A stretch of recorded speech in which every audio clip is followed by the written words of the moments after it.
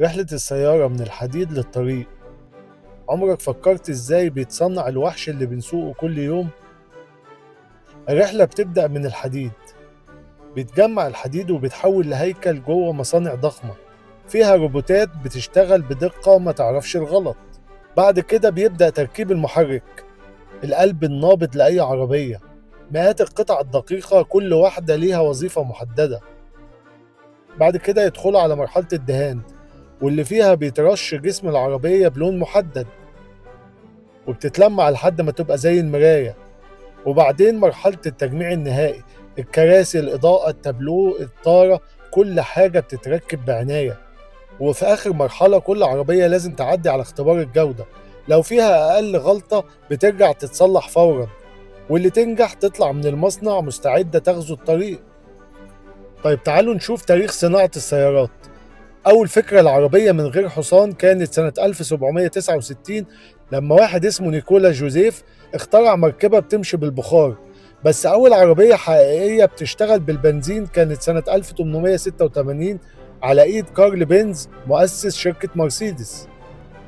وفضلت بعدها العربيات محدودة وغالية جدا لحد ما جت سنة 1908 وهنري فورد عمل أول خط إنتاج ضخم وخلى العربيات أرخص وأسرع في التصنيع. من وقتها الصناعة في تطور دائم، من العربيات اليدوية للأوتوماتيك ومن البنزين للكهرباء ولحد العربيات الذكية اللي بتسوق من غير سواق. ومن أشهر الدول في العالم في صناعة السيارات ألمانيا، واللي بتمتاز سياراتها بالجودة العالية في صناعتها وشكلها الأنيق وتجربة قيادتها الممتعة.